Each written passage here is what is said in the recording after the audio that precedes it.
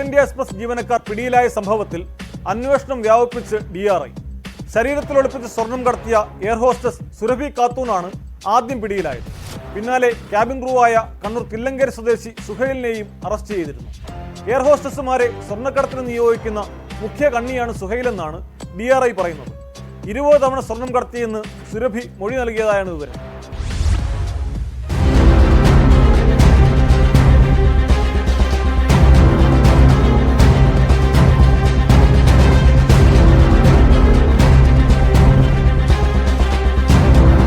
ശരീരത്തിൽ ഒളിപ്പിച്ച് സ്വർണം കടത്തിയ എയർ ഇന്ത്യ എക്സ്പ്രസിലെ എയർ ഹോസ്റ്റസ് സുരഭി ഖാത്തൂനാണ് ആദ്യം പിടിയിലായത്.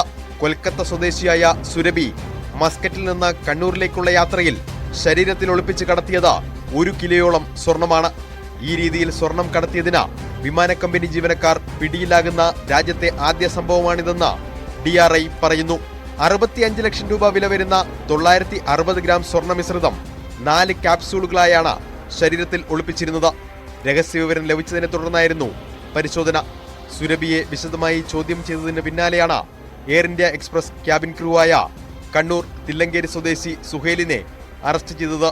എയർ ഹോസ്റ്റസുമാരെ സ്വർണ്ണക്കടത്തിന് നിയോഗിക്കുന്ന മുഖ്യ കണ്ണിയാണ് സുഹൈലെന്ന് DRI പറയുന്നു.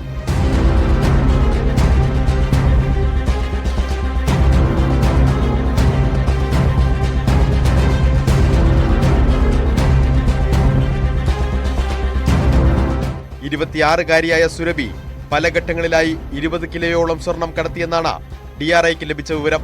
സുരഭി പിടിയിലായതോടെ അന്വേഷണം ക്യാബിൻ ക്രൂവിലേക്ക് വ്യാപിപ്പിച്ചു. അങ്ങനെയാണ് സുഹൈൽ പിടിയിലായത്. 10 വർഷമായി ക്യാബിൻ ക്രൂവായി ജോലി ചെയ്യുകയാണ് സുഹൈൽ. സംഘത്തിലെ കണ്ണികളായ കൂടുതൽ പേരിലേക്ക് അന്വേഷണം വ്യാപിപ്പിക്കാനാണ് DRI നീക്കം.